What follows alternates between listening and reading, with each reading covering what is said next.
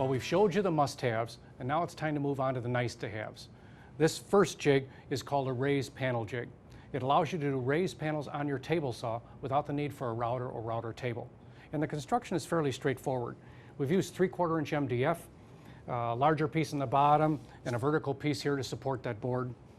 The bar in the front is a clamping bar. It's got a real slight caul or bow to it that allows a little bit of pressure to be placed in the center of that panel, keeping it a lot more stable. Small piece of sandpaper on the face of this that keeps that board a little bit more stable on the front of this. And finally, it runs in a runner. And then that runner runs into the track on the right side of the blade.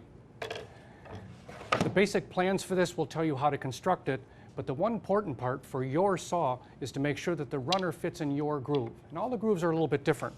So when you cut one, make sure that it fits in that groove nicely. It does not stick in there, but does not have any side play in it. It'll allow this to run a lot smoother. The last thing is, the gussets that are in the back of this help maintain the pressure against the front of this to keep that face nice and flat. But they don't always guarantee square.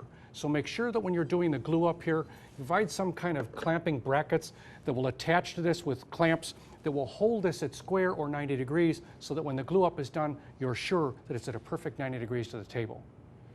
That's how this jig works. Let me show you by actually doing a raised panel.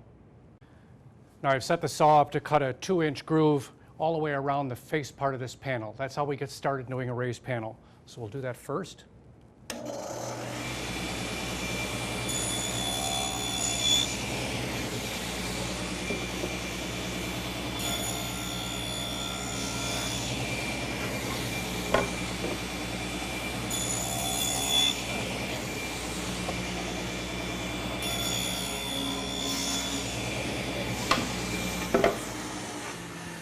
So here's the start of our raised panel. You notice the grooves all the way around.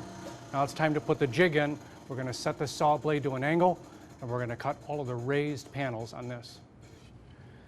Now I've assembled this panel good face out and set the blade at about 15 degrees. So what I'm going to do is pass this panel in front of it and rotate and do all 4 sides. You'll see how the cut comes out, and you'll have a beautiful raised panel.